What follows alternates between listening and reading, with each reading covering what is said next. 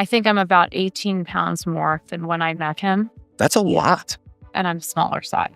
You can be lighter and have very high body fat percentages and be shaped poorly, or you can weigh more, put more muscle on, be smaller, and be more feminine as you get older. I'm Todd Vande Hei, CEO of Stark. I used to be an expert at destroying my health, running a manufacturing company, logging millions of miles in the air, drinking too much wine, eating whatever I wanted, sleeping too little. Probably sounds familiar to you. On the outside, I had a classic dad bod. On the inside, chronic migraines, back and shoulder pain, depression, fatigue, high blood pressure, even seizures, and eventually a stroke. Out of the chaos, I created Stark, the first health optimization and longevity practice in the United States. Since then, I've had thousands of labs and countless scans. I'm surrounded daily by world-class medical doctors, naturopathic medical doctors, chiropractors, nutritionists, and strength coaches, all collaborating to lead me to a state of optimal health. And what I've learned isn't just for me. It applies to anyone, regardless of your age, your genes, or your medical conditions. Today, I'm really excited to introduce someone many women between the ages of 40 and 60 will relate to, at least who she used to be. Her name is Alison Wayne, and she's here to share her journey, how her health has transformed, how it's impacted her perspective, her relationship with her husband, and her 3 sons. It's a fantastic story, an inspirational one, and I'm hoping one that resonates for all the women out there that are of a similar age, and for all the men that are in relationships with women of that similar age. So let's talk about your perspective on health. How would you describe it a decade ago? I guess if I was going to put it into one word, it would be reactive. Huh? I did not really prioritize the concept of health. I kind of just plugged along, figuring that as long as I wasn't dying of some horrible disease, I was healthy. I didn't look for proactive ways to improve my health. I didn't look for ways to avoid medications. I didn't really think about my exercise in terms of returns. It was kind of like, I knew I should exercise. I'll just do some cardio. Then I can say I exercised. There was no forethought or planning that went into it. It was kind of just all fly by the seat of my pants. And I don't think I realized that I could incorporate health in a fun way. It seemed like a tedious task. So I never really went after it. I mean, I was always doing something. You didn't enjoy? It was like something I had to do. Yeah. Like I have to exercise, not I get to exercise. And I feel like that's like a big shift in thinking about health overall. Health was something I needed to attend to in some way, but it wasn't fun. And you think it's fun now? Work. Yeah. Yeah, that's interesting you say that. I actually don't really think it's fun. I think it's so fun. I think the potential is very exciting when you have faith that what you're doing is actually leading to some change, right? I would describe my own history just like yours. I figured if my doctor says I'm okay, which means I'm not like suffering from heart disease or cancer or whatever, that I'm okay. I'm actually okay. Right. It's a strange thing, isn't it? Now, when you look back in retrospect on your perspective. I just hate to even think where I would be if I had kept going down that path. I would not be happy in the way that I am now. And maybe it's more fun for me because I have you guys to do the research and I just get to benefit from the kernels of knowledge. I don't have to do reading for hours. I get to read the fun stuff. Somebody sends me a great podcast. I get to listen to it. Or, Amir recommends a book. I get to read it. But it's not like I have to do hours and hours of scrubbing the internet to find the nuggets that I'm looking for. They're presented to me in a way that makes it fun. So how has your perspective shifted now outside of the enjoyment of exercise and the connection to an outcome? What other parts of your health do you have been through your continued education kind of epiphanies or giant shifts in your perspective on your health?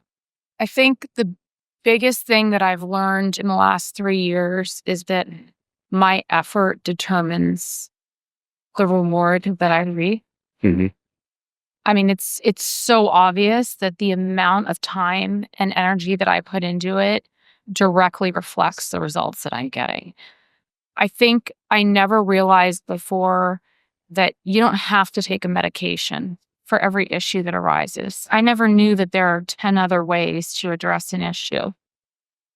And I didn't know that you could drink a certain kind of olive oil and that would address Yeah. things that are going on with your cholesterol. I had no idea that was even a thing. That's so easy.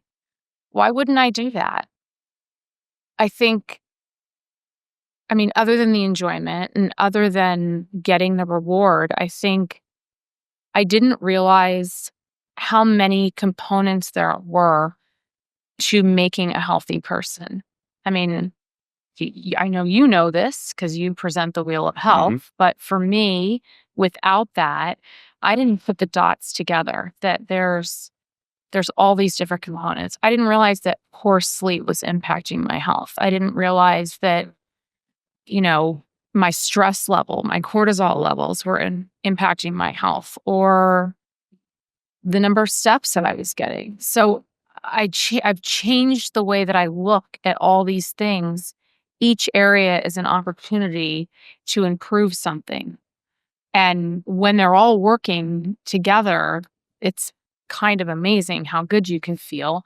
But also, I now realize that I can spot a problem much earlier on. I think in the past, I would wait until it was so bad that I had to address it. Now I can see one tiny thing is off kilter, whether it's physical or emotional or nutritional, and I know I need to address it, and I know who to go to now. So that sense of how you're doing now, regardless of tests, how do you experience that today, or where do you think that comes from? Your connection to your health?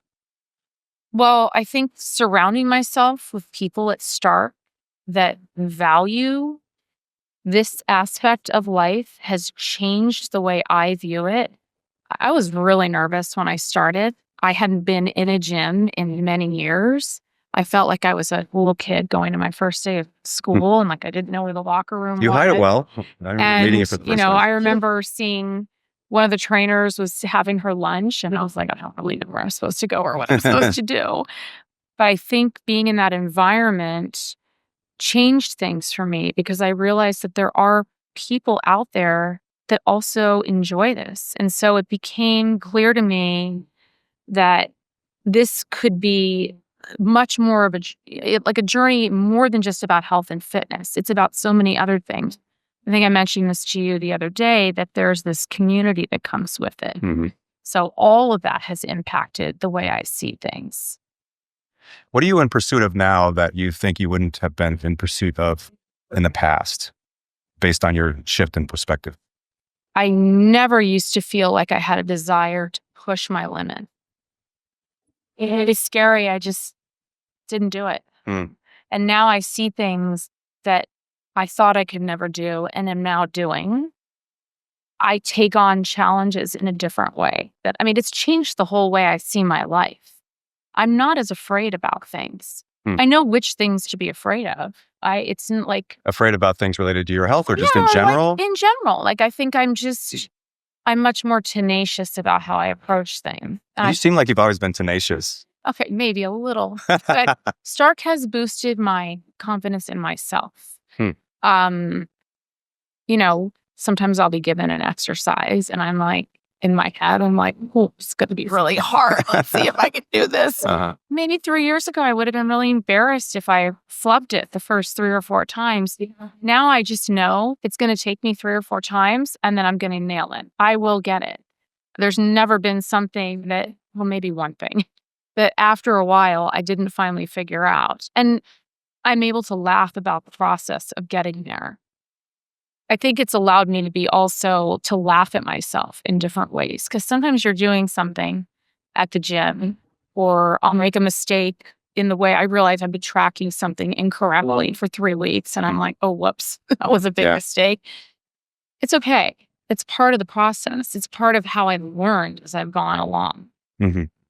The impact on women at Stark is really fascinating to me. Or this is not really about Stark; it's about you, and about other women that may be in pursuit of aspiring for something greater, because it's particularly perimenopausal, menopausal, and postmenopausal women. You mind if I ask your age? 55. 55. Okay, that's amazing. 55. You look amazing. Do people, like your friends and family, the people that have been around you your entire life, are they startled or? No, I mean, my kids are very sweet about it. Like, Yeah. when they see friends of mine that don't value exercise and nutrition, I think they tell me that they appreciate that I care about it. I think they appreciate it, mostly for longevity, because thankfully they want me around. But I see things going on around me and other people my age, and I think, oh, I'm so glad I'm doing this. Mostly because of how I feel. I mean, forget about looks and how you want to present yourself. I just see people that are still drinking alcohol every day, eating out every day, and things that my friends complain about, feeling crappy. Mm-hmm. Like joints, pain. Yeah, I'm like bloated and tired and headache. All of that stuff has just been eradicated from my life. Mm-hmm. It's just not something I ever have to worry about or think about. Mm-hmm. I mean, I look back on, 10 years ago, I was drinking, a couple glasses of wine every night, and I'd, fall asleep early and then wake up, and my sleep would be all messed up. Mm-hmm. And then I'd wake up with a headache. And it wasn't even like I was, over drinking. I just would wake up feeling yucky. Sure, yeah. And I didn't even correlate what was going on. Mm-hmm. You almost sound like you're describing my early self. I think we're just normal, right? I think that's normal. Like I would get home from work and be stressed and have a couple glasses of wine with dinner. 5 o'clock. It's time for a Yeah. It was a part of the process, the ritual. Dawns on me now. Yeah. Yeah. It doesn't. I don't miss it. No, at all. I don't either. I would never go back for and have that old situation replace what I have today. It's very ritualistic. A lot of those things just become something that you look forward to. It's like the feeling of pouring the glass, or the feeling of it in the way your it sounds, hand. rolling around in the glass. The sound of a martini shaker. And it's like, once I recognized that those were just sort of Pavlovian responses, I was able to get over it. That's so interesting, because people are really attached to those rituals. Yeah. Whether it's how they get up in the morning and the cup of coffee, or how they go to bed, or how they unwind after work, or how they deal with stress. You can't just stop the rituals. You have to replace them. Right? So what kind of things have you done to replace the ritual so it's not really a loss? You're just changing. Great question. Well, like in the beginning, Al said, no more coffee in the afternoon. It's affecting your sleep. And I was like, how in the world could I possibly get through the day without a 3 o'clock cup of coffee? What are you talking about? That's just not humanly possible. But it was. I mean, it took a while, and I think I replaced that with steps. In the afternoon, I would go for a walk. Couldn't get any better than that. And it was, I mean, I kind of went cold turkey on almost everything. I mean, I started Stark, and the minute my food sensitivities came back, I was, I went home and had a little titty party for the weekend. No more cheese and crackers. What were your food sensitivities? Oh my God, off the chart. Yeah. Oh, really? Off the charts. Whey, dairy, all my favorite fruits, some of my favorite vegetables. Like, so did you had a lot of inflammation issues? Did you feel it? What did that feel like to you? I didn't know it then, but looking back at photos of myself, I am shocked how my face has changed, and that all inflammation. It's unreal. And I have fibromyalgia, and it was moderately under control, but I would have flare-ups. And now I realize that was alcohol, gluten, dairy. Eliminating that, I'm not going to lie and say it was a piece of cake. It took effort, but, other rituals. I think I used to have this attitude about just really valuing just sitting down. And although I still like to take time to sit down and do things, I find that I fill that time in other ways. Like, we'll sit down and do a crossword. as a family, or I'll sit down and do a puzzle. Then we'll go walk. It's not as much about just the minute you can get into bed at night and be done moving, get into bed and be done moving. It's just not that simple anymore. And are you successful bringing your family with you? You have 3 sons, yeah, and a husband. Yeah. Are you successful getting them to go with you, or are you walking alone at night? Or it's a family affair. The whole family. We don't always all go, but this is something my husband and I do every night together. It's something we look forward to. It's our chance to reconnect at the end of the day. Sometimes we'll go on family walks. Sometimes the whole family will go on the dog walk. And frequently we're at the gym together at the same time, which is like my favorite time ever.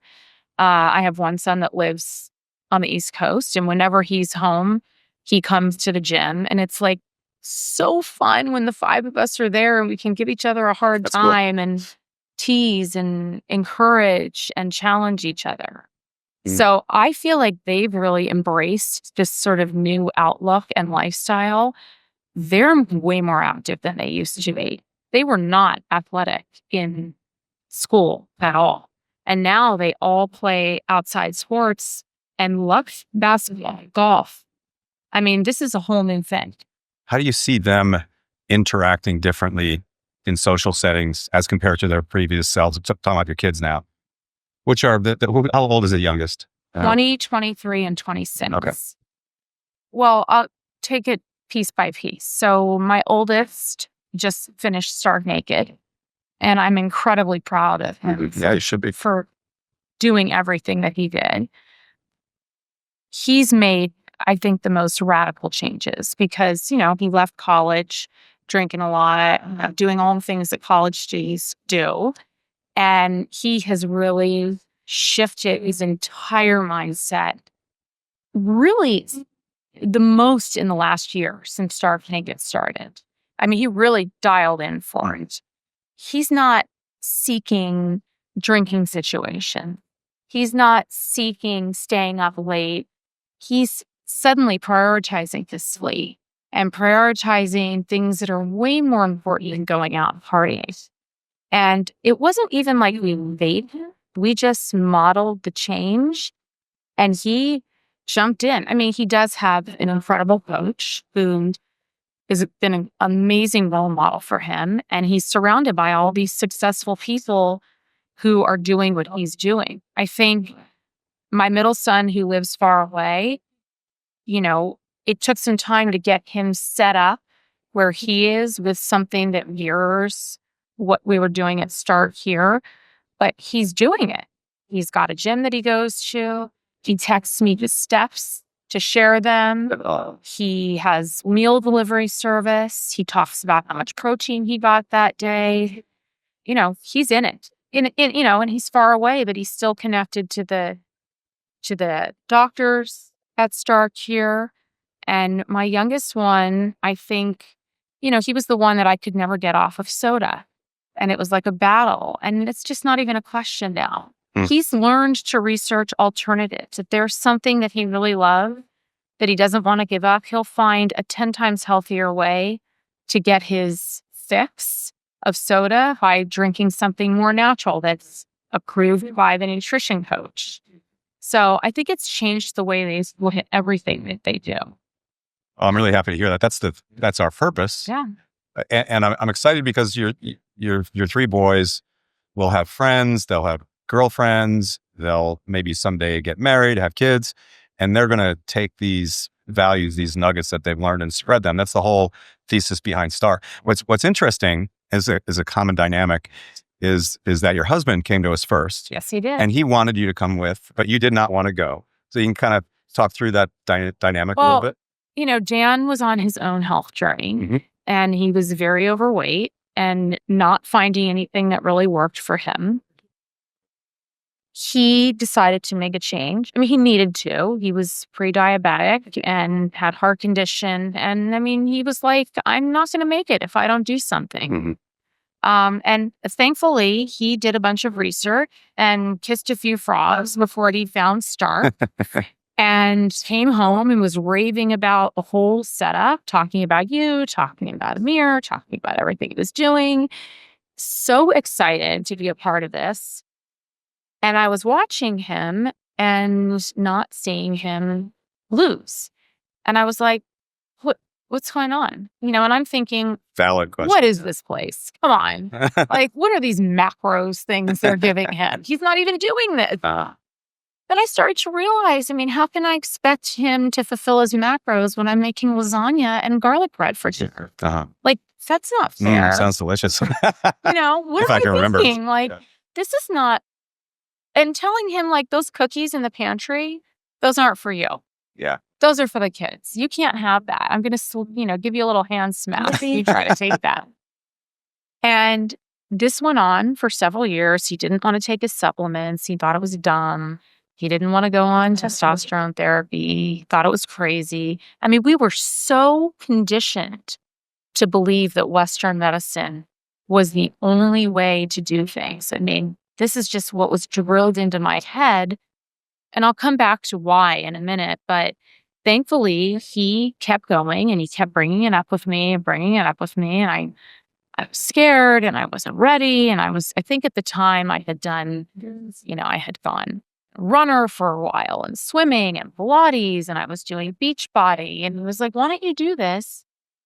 And I think finally, once my last kid was driving, I was like, okay, fine, I have time. I'll just try it. I was hooked very quickly, but he's smart.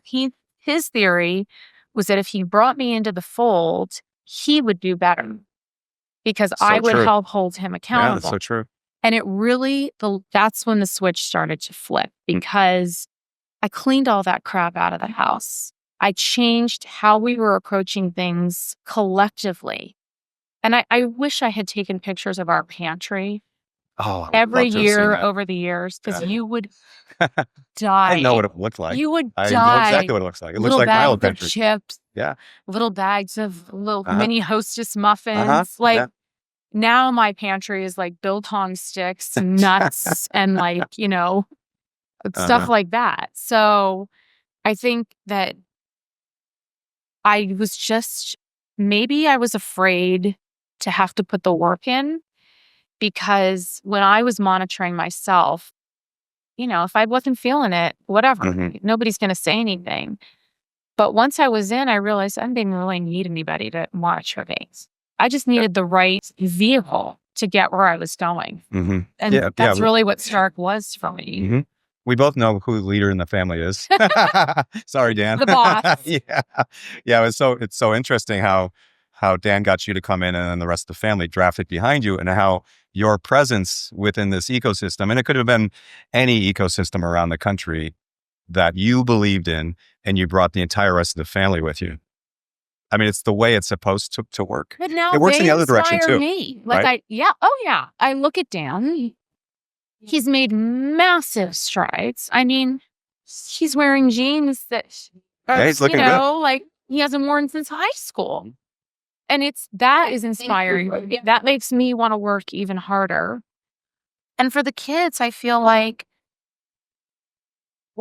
this will always be something that we will want to provide them the opportunity to do, even if they couldn't afford it, even if it wasn't easily accessible to them. I'm getting ready to send Jake to law school, and I have a long list of things I need to do to get him ready. And the very first thing on the list is finding him a place to train. And I would say that's probably my biggest fear about him leaving. Oh my God, what are you going to do without being able to go to Stark every day? How are we going to set you up to continue down this path? So it's become such a part of our conversation at home. There's a joke in our family because, I'll set the table every night and it's like, somebody go get the scales. We set our table and there's a food scale at every seat and everybody's measuring their food and logging it. And we're having conversations. This isn't in there. What would you log this as? Did you try this? This is good. This has a lot of fiber. These are the ridiculous conversations that go on. It's so great. I want to drop one little philosophical thought in around weighing food.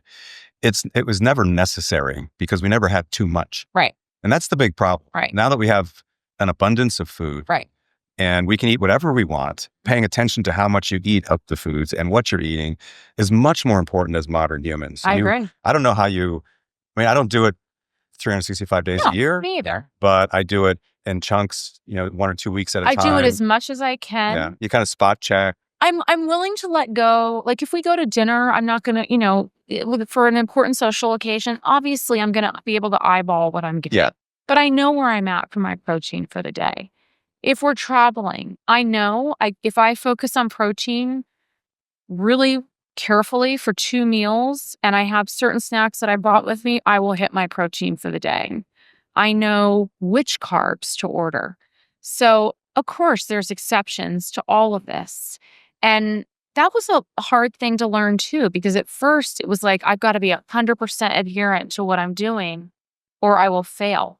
But I do think you get to a point where you realize, okay, I didn't track that meal. I think it's fine. I just need to immediately track the next meal. Yeah, you don't It's fine. stress about it, do you? It's not a source of No. stress. So I think it's actually very comforting to me because I'm not looking at I don't worry if there was like half a tablespoon of oil used to cook one thing. I want to make sure I hit my protein and that I don't go too heavy on my carbs. That's a great point. Protein is the biggest barrier we have with women in particular.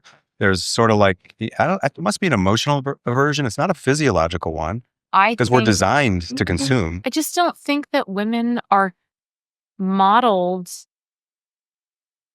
eating protein as a way to stay healthy. It was we're hoping to change that, never right? For taught to me as a child. That was not important. I don't think I was taught anything about healthy eating. In fact, I've had to go back to my mom and say, I looked at what you ate today and I think you ate 30 grams of protein and you can't live like that. Yeah. And she's like, what are you talking about? How much protein am I supposed to be having? I'm like, oh boy, let's have a talk. And I feel like I've had this conversation with a lot of people. Most of my girlfriends have no idea. Yeah, they grossly undereat. And I will tell them, stop starving yourself. I don't care what you do in your life. Forget everything else. Just eat this many grams of protein in a day and you will start to see a difference. Mm-hmm. Do you think women understand, I'm assuming you have some sense of what this is, maybe not the term, the thermic effect of protein? You understand that concept? I understand a little bit about it, and no, I don't think most women have any idea. Yeah, so let's just talk briefly about that for the listeners. Protein is sort of like nature's Ozempic. It enables you to lose fat in a totally different way without losing muscle, which is why it's so exceptional. But it takes a lot of energy just to break down the protein. Something like between 25 and 35%, depending on the type of protein that you're eating. So if you only eat protein, you're going to starve to death, which is a kind of a shocking thing to think about, right? And so when I think about protein, the way I see it is that it is the modern human primary food.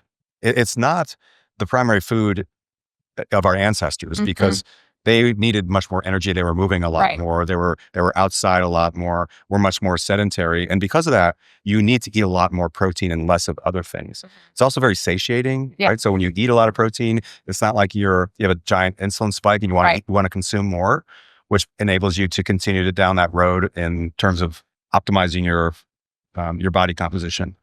So that's a giant barrier for women. For us, it's a giant emotional barrier to try to help lead them through. And I love hearing that from you. You're sort of like, we talked about this a year ago when I was trying to get you to sign up for Stark Naked. And I have not given up on that idea that you're still evolving and still becoming a leader among your people. As a 55-year-old, you're my age, essentially. I'm 57. And so you and I have a lot of the same ways of thinking and same history related to nutrition. And we have similar peers, like my high school friends and your high school friends, college friends, et cetera. They're all just kind of falling off of a cliff. And it's just so sad to see. But the older that you and I get, the more inspirational we become. And you're a much more spectacular representation of what's possible than I am because I'm a male. Like our situation is very simple. We don't have the same physiological response to things like aggressive dieting. Like we'll go and then fall over and die. And women will just downregulate. Their hormones will downregulate. They'll get angry and sedentary and sleepy and just slow down and not move as much because you're designed to withstand the rigors of a famine, for Right. example, because you're critical for the human race to Right, continue. At right. least that's my thought, my theory.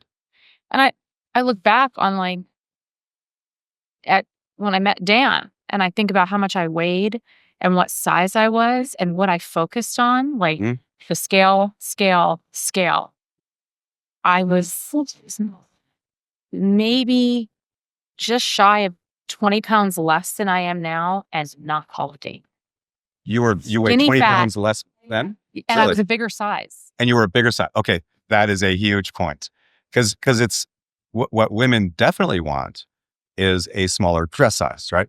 And what they pursue in the middle of buying new clothes is weighing less to get there. I never weighed. And it doesn't work, I don't like right? myself. But you know now that it doesn't work. It Yep. doesn't equate. No. You can be lighter and have very high body fat percentages and be shaped poorly, or you can weigh more, put more muscle on, be smaller, and be more feminine as you get older. 100%. I think I'm about 18 pounds more than when I met him, That's a lot.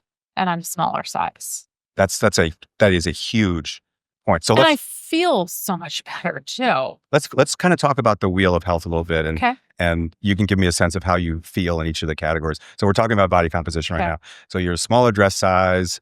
Your body composition is substantially improved. Mhm. Like you feel good about Oh, that, yeah. the shape of your Oh, body. yeah. Yeah, Okay. yeah. Your cardiovascular health, I'm assuming, Much better. is much better. Much better. Your markers, your resting heart rate, things of that Everything. nature. Okay. I mean, my Aura Ring stats, the trend is where the trend is supposed to be. Beautiful.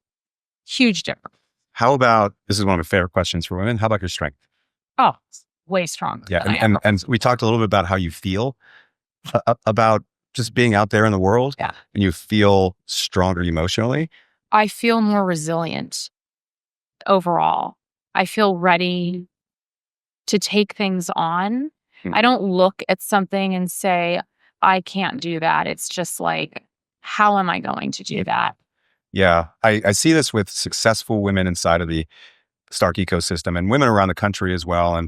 And leaders among women like Dr. Gabrielle Lyons, they're all doing aggressive strength training. And it does have of course, it has a physiological impact. But the fascinating thing for women is the emotional impact that it has. Massive.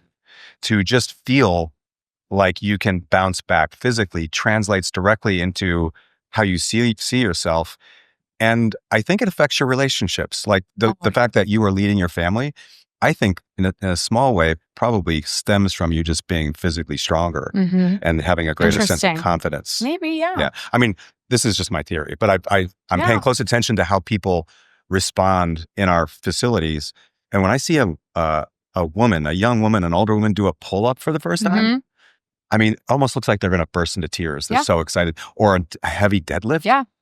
It's transformative Well, on an emotional, psychological level. And I want to say something about that because one of my favorite things about working out in this environment is how the women prop each other up, how we encourage each other. I mean, there's, you see the same people if you work out at generally the same time every day. And there's a handful of women that I've seen from the very beginning. And I remember being very intimidated by a few of them when I started thinking, how am I ever going to do that? Oh my God, she's so strong. Oh my God, look at her arms. Like, I want arms like that. I want to be able to do that. And those women have become my friends.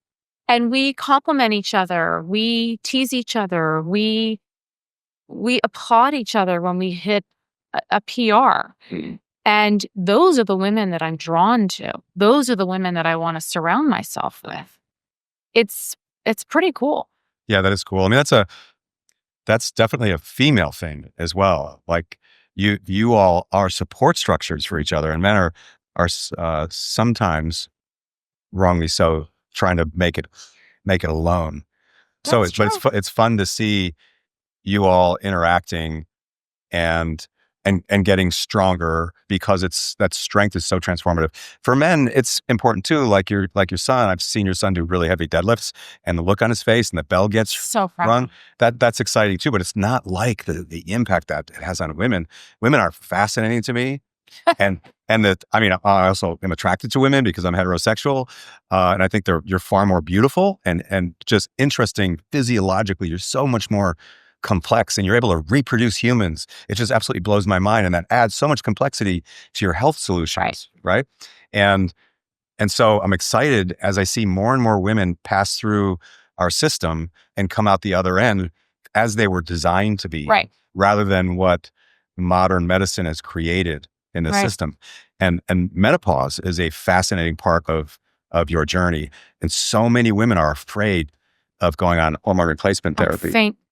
I'm so thankful that I was at Stark when I went through this. I mean, for one thing, I wish I had been as strong as I am now when I had babies. I mean, that would have been so helpful. I mean, there's a physical struggle that goes on. I made a lot of meals with a baby on a hip. It would have really helped if I had actually been training for that. And I think I was one of those women that was conditioned to believe that HRT would ruin my life. I mean, I grew up in a house. My father was a doctor. My stepfather was a doctor. There's a ton of breast cancer in my family. Mother, sister, aunt, uncle, great aunts, grandparents. I mean, it's a big issue. And everyone always said, if you go on HRT, you'll definitely get breast cancer. And I was, never thought that was something that I would do. But thankfully, I was taught. I mean, first of all, I was educated about how to deal with being perimenopausal. I was having a really rough time, horrible periods, horrible migraines. All of that was corrected with supplements and seed cycling. Seed cycling. I didn't know what seed cycling. Neither did I. What the hell is seed cycling? That's unbelievable. Easy. Immediate difference. I'd say within 2 months, I was like, where has this been all my life? I would never have known that. Changing my supplements, no more migraines. I used to get, I'd say I would spend 5 days out of every month with debilitating migraines. Like in bed, lights out, mask over my eyes, migraines. Or functioning, taking care of my kids while fighting a migraine. I'm going to go throw up and I'll be right back to take care of you. I haven't had migraine in 3 years. Yeah, that's it. I wonder if that's related to gluten like it is with me. When I stopped eating gluten 15 years ago, my migraine stopped. I didn't even realize it a couple of weeks before Stark even existed. When we were trying to figure out what to call the company, my business partner told me to stop eating gluten and dairy and eggs. The others weren't that big of a deal, but gluten was a massive transformation change in my life. And I just did whatever he said. I didn't really think about it. And 2 or 3 weeks went by and I realized I haven't had a headache, which I used to have almost every night. And I didn't have a migraine, which I used to have once or twice a month. Absolutely debilitating like that. It's a fascinating thing. And maybe it was gluten. I think it was a lot of things. And it doesn't even really matter what the one thing was, but collectively ditching the dairy, ditching the gluten, ditching the alcohol, adding the supplements, it's such an easy thing to do. And really, I thought going to be gluten-free was going to be so difficult. I mean, it used to be such a big thing. People that were gluten-free were like pariahs. And now it's just, I don't really care what anybody says. And there's tons of gluten-free options. It's easy. I can always find something to eat. Let's talk just a bit about seed cycling, because a lot of our listeners won't be even aware of what that is. Essentially, depending on the time of your cycle, your menstrual cycle, you consume specific types of seeds that provide the necessary nutrients for you to, let's say, increase your progesterone levels when they're really low during that time of the month. Different phases of the cycle. Yeah, you just cycle these seeds and it helps balance you out. And I'm married to someone that still has a menstrual cycle, and it eliminates a lot. It's not just the physical thing; it's the emotional part of it. It eliminates a lot of the giant swings up and down. Yes, for sure. And it's so much easier to actually be in a relationship with her because of that. Because I don't have to be like, oh, what time of the month is it? I would never say it. You just look at the seeds and you know. Yeah, I know. Yeah, well, I don't even have to look anymore because she's just diligent about it. And there's just, it's almost like, I hope this doesn't sound sexist because I'm not intending to. It's almost like being in a relationship with a dude because it's very even. Like it's very even. And there's some little minor fluctuations, but it's not like It's not It math. can be. Like all the girlfriends I had in the past, it sounds like I had a lot of girlfriends. I actually did. Uh, they all had these massive Well, we swings. all do. It was so have those difficult. swings. I agree. Yeah. I think that, and actually that sort of leads me into something that I think is really interesting. I think if I had known about seed cycling, maybe I wouldn't have needed anxiety medication. Oh, definitely. Not definitely. I Probably went not. down that Yeah. path because I thought that was the only way to deal with my anxiety. Yeah. Little did I know what that would lead to and the path that would take me down. Yeah. I mean, all these lifestyle changes affect that type of outcome in a moderate way. And then when you put them together, they're super powerful.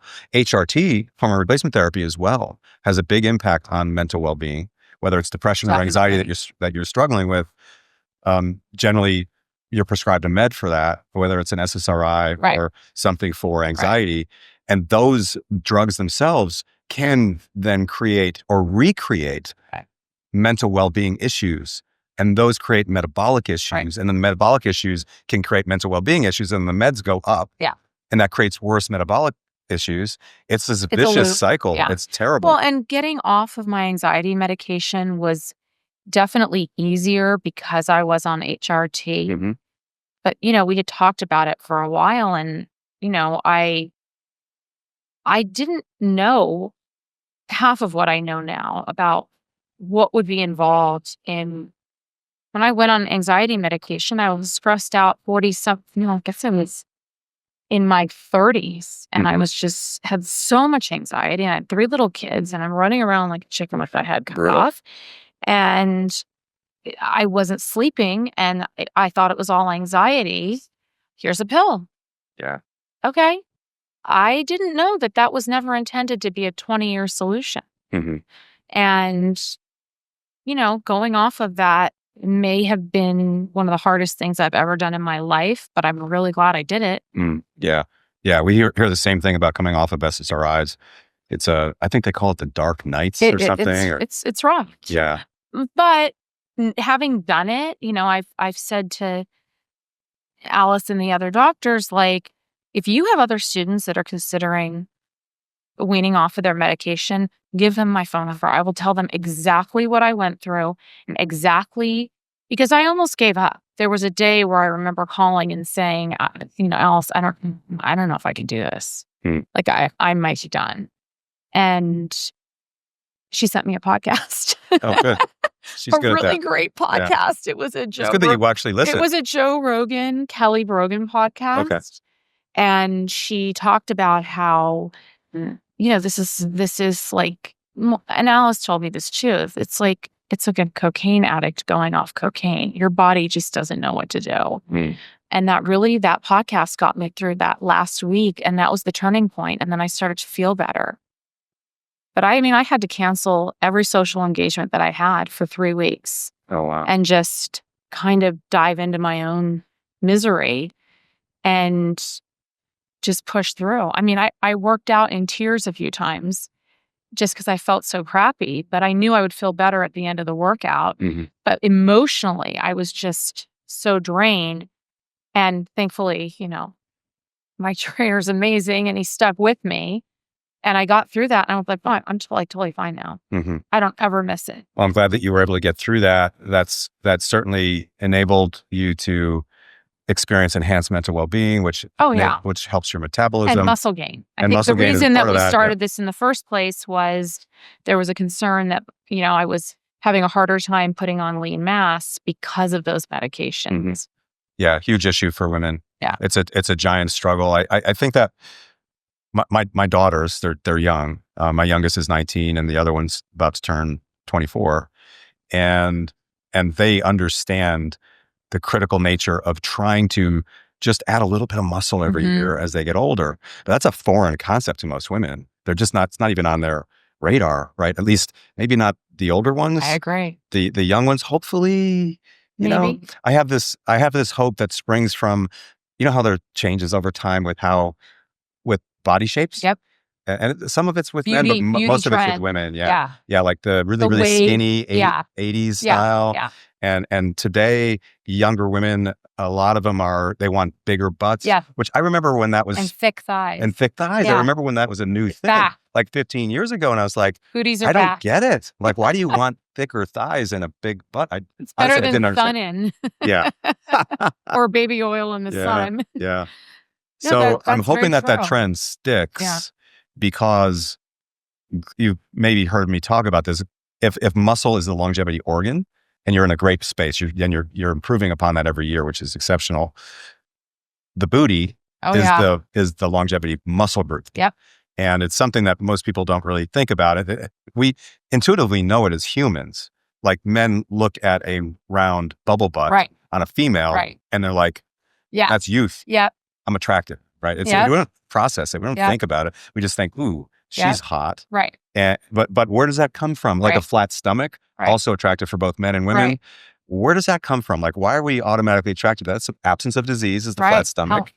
And a round booty is youth as well. That's right. And so, we're looking at, without thinking about it, without really processing it, we're assessing whether or not someone's a good mate. It's just because we're mammals. Mm-hmm. And that indicates greater health. And it ties directly to the health of your feet, whether or not you wear high heels, how to train your glutes after you've been sitting for a lifetime, which is very hard to do. Yeah. And so my daughters, as they grow up, they understand that they have to dedicate some work to that because they're sitting in a classroom and sitting at a desk at work someday. And it flies in the face of the development of their body for health. But I don't know that many women are thinking about that. It takes like 20 years to really make a difference, I think? Well, I think one thing is like, I know my boys now in their, dating lives are unwilling to be with somebody that doesn't value health and wellness. Yeah, that limits that's a smaller pool. It doesn't have to be exactly the same, but it needs to be something. Yeah. There needs to be some appreciation of that. I think that's really important to them now. And I don't know that would have been important 10 years ago. And I think back to when Dan and I met, and we would go to the gym every morning for work. And then I got pregnant, and after the gym, we would go get a coffee. And once I got pregnant, we just skipped the gym and went and got coffee. And then after the baby came, Dan just went and got the coffee. And we just sort of started slowly eliminating things as we got fatter and more unhealthy. And I think there were like cycles and times where it went up and down and we would start to get it back under control, but we never really understood the proper way to do it. So nothing was ever sustainable. It was like, I'll do Jenny Craig for 3 weeks. I'll drop 10 pounds and then I'll be good to go.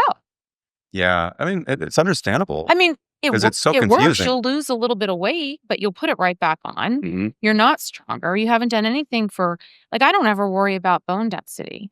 I will never worry about it again because there's really not much more I can do than what I'm doing. Yeah. I mean, you should be very slowly improving your bone mineral density. And there's some debate as to whether or not you can actually do that. We'll know because we test everyone. And over time, we'll see improvements. My mom and my sister both have to get bone density infusions.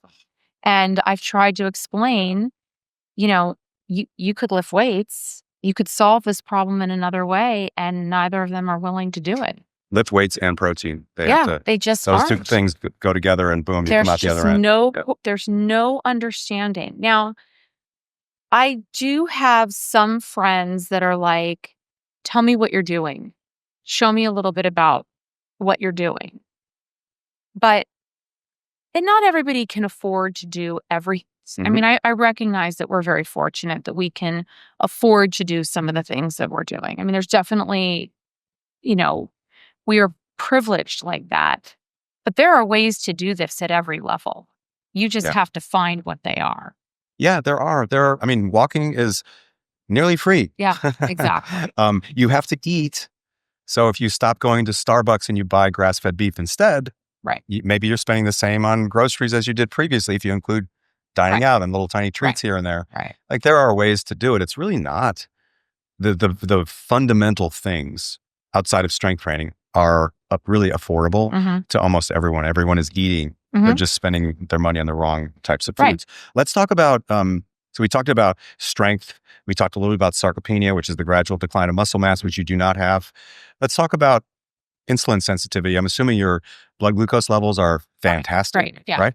And so that's another area that most women, or most men and women really, are confused about in terms of what to do to influence it. So we have a lot of, in the US, we have a lot of pre-diabetics, a lot of diabetics. They're creating that on their own. They're going on metformin to suppress it. We have longevity experts that are saying, just take metformin. It's a safe drug.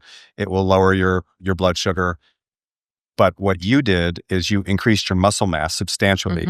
And what most people don't understand is that muscle mass is like a storage facility for blood sugar. If the more you have, the faster your blood sugar passes out of your bloodstream into your muscle tissue, where it gets stored for energy. Any excess ends up stored as fat.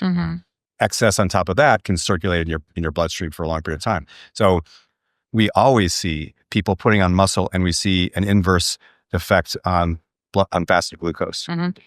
Well, and like, Dan was pre-diabetic, and 2 of my boys were pre-diabetic. Oh, wow. And our Western doctor was shocked at the reversal of their So basic situation.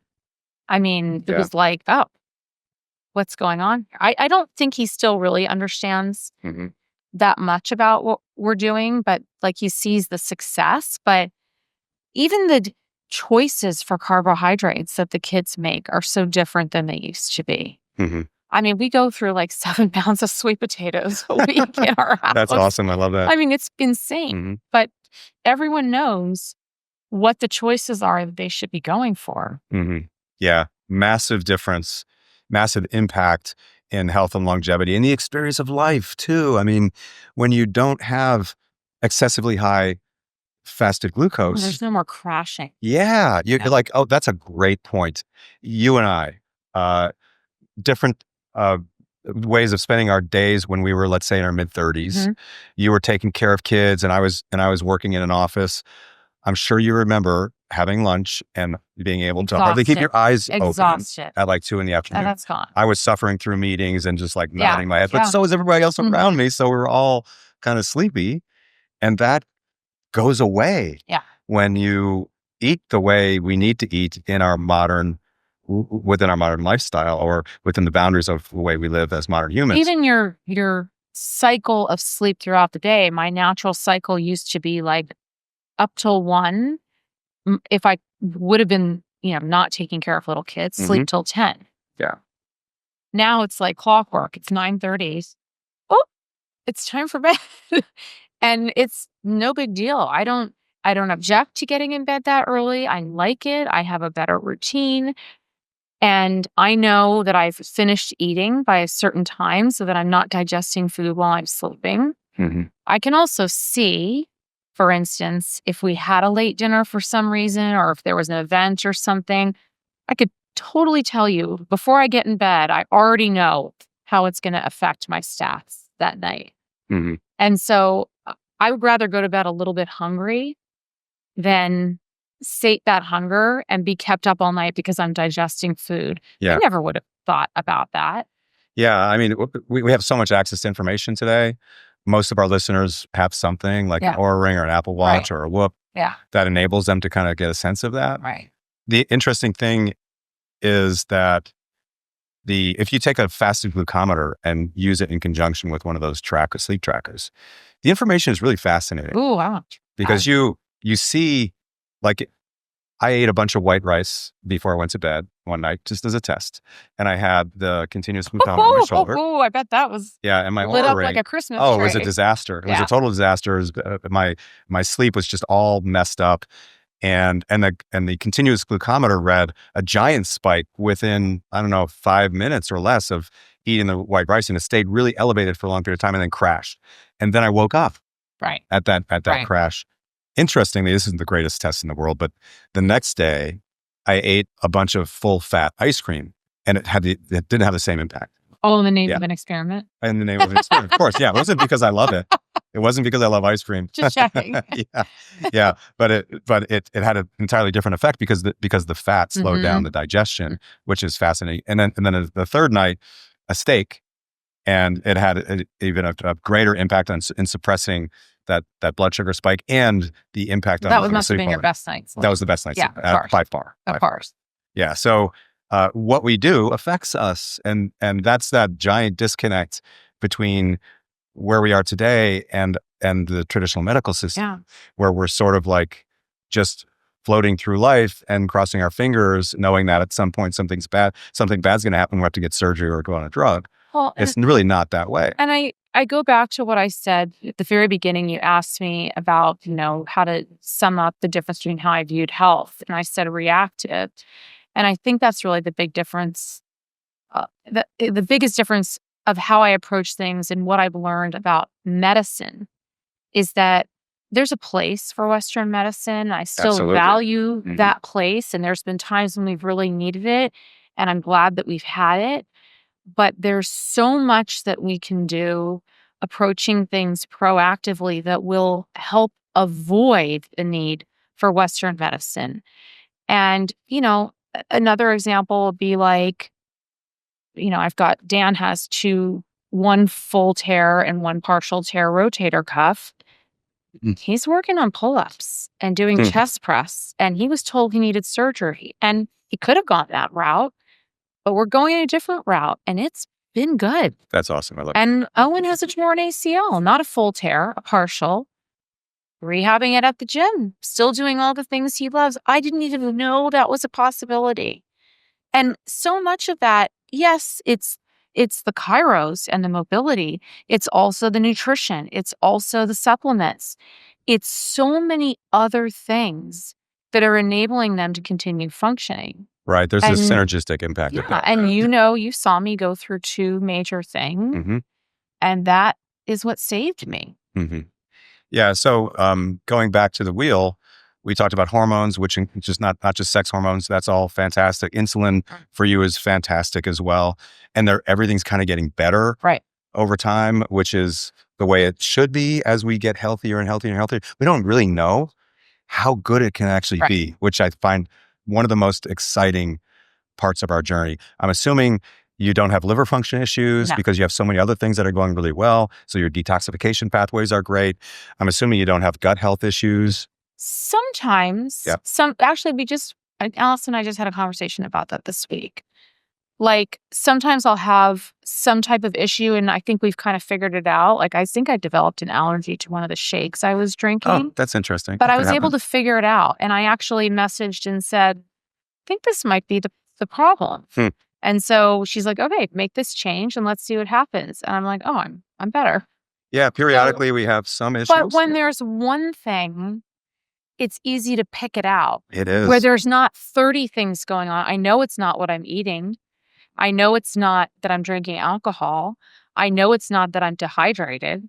Okay, let's boil it down. What could it be? Yeah, that's the interesting thing about natural approaches to improving health. Things that you didn't expect or didn't even recognize as a problem just sort of start falling by the wayside. Right. Like for me, it was chronic headaches and periodic migraines. I wasn't even thinking that was a thing. Right. It's just part of who I was. Right. Yeah. And so they just fall away and then you realize, oh, that thing's better. My skin's better. My vision is better. My energy is better. Things just start to change that you just didn't even think was possible because you're so acclimated to it, right? Totally. Yeah. And when we have periodic issues with gut health, which is not common at Stark. And the interesting thing about that, the theory is that exercise in and of itself, and everybody in the community exercises a lot, all forms, not just inside of Stark, but elsewhere. You improve your alpha diversity in your gut just by exercising. You improve your intestinal motility just by exercising. So just by moving around, we get this enhancement of our gut health because we're designed to move around like that. But periodically we have curveballs. But it was one thing. And it's like, okay, this is something new. I haven't felt like this before. Okay. There it is. Yeah. And people are so kind of like the headaches that you used to have. When people get acclimated to gut health issues, they don't recognize it as a problem. Right. But if you eat and you're immediately bloated and you're gassy all the time, that's a problem. Like you have a problem. And it should be, you should go see your doctor. I think there's lots of things that the old me would have blown off. Yeah. And just been like, Yeah, you just get used to it. I mean, it's a wonderful thing about being human. You do adapt. I mean, I remember going to the eye doctor 2 years after I started at Stark, and he's like, "What are you doing? Because your vision is better than it was 2 years ago." And I was like, "Oh, let me tell you." I love hearing that. Didn't think that was going to happen. Yeah. So you do a great job with your nutrition, which means the nutrients that you have in your body are exceptional, especially when you compare you to the average American. And your orthopedic health is good, if not upswing, like better and better. Yeah. And that's a pursuit that I think a lot of Americans, when they're thinking about changing their body composition, which they see in the mirror as a problem, they don't see their orthopedic health as a problem. Thinking about strength training and how it should be used to enhance how you move, and be very careful about using it just to change the shape of your body is a critical way of thinking, because it's so powerful. You know, a barbell, it doesn't exist in the wild, you know, a perfectly balanced 1-inch cylindrically shaped barbell with, 45-pound plates on each side. You can't find that. It's not the same as lifting a dog. And you don't do it over and over again, in the wilderness. Like if you're hunting or gathering, you don't keep bending down and picking up the same blueberry or whatever. It's true. You because you're not trying to change the shape of your body, you're just trying to eat. And strength training is a course correction for our modern lifestyle. And because we designed it, it happens to be very powerful, but often misused, often creating orthopedic problems instead of unwinding those orthopedic problems. And so I'm not trying to sell Stark here, but you can find solutions all over YouTube. And I want our listeners to be thinking, when they go into a gym, like 24-hour fitness, don't sit on a bench and look at your phone. Right. Know what you're there for. Right. And make sure you're following a plan. And if you feel the increased presence of orthopedic problems, like your neck pain or your shoulder pain or whatever, that's a problem, and you're not doing the right thing. So course correct. Well, and something else that I think has changed is now if I have a pain, or like I feel like last week I felt like my knee was kind of like, I pivoted funny on the carpet at home or something. I just make a mobility appointment.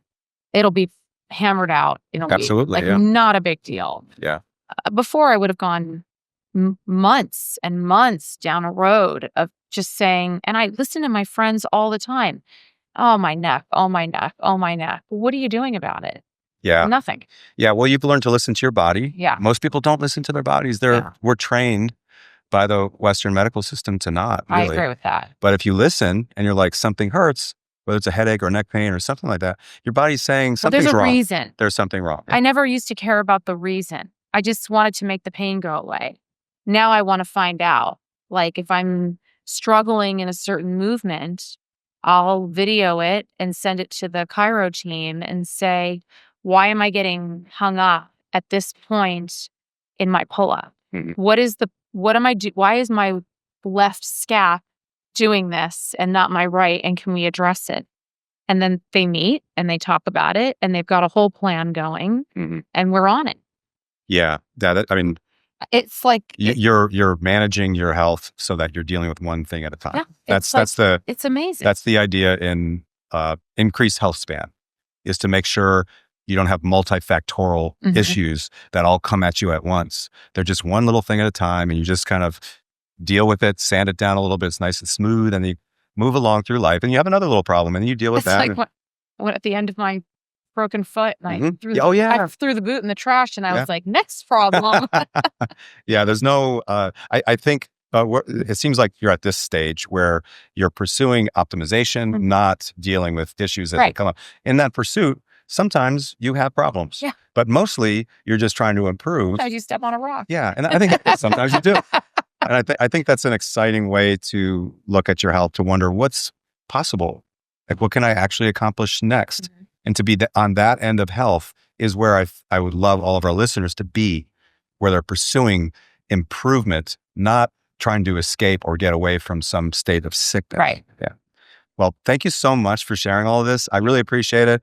I know these are a lot of very intimate topics, talking about your health and your family and your family's health. But you're an inspiration. Thank you. You really are. I've thought that for quite a while. I've told you. Thank you. I mean, it's kind of my job. Something. What's that? I'm going to do Stark Naked next year. You said it. We got it here, everybody. She's got a public commitment. I've been inspired by my son. Oh, And that's so sweet. Colton has found a way to whittle his thoughts into my brain and had me focus on some different goals. And I thought I would wait until today. I love to hear that. Thank you so much. Thanks for sharing it, Thank Carrie. you. This is great. If you all listeners want to learn more about Stark, you can find us at stark.health. That's stark.health.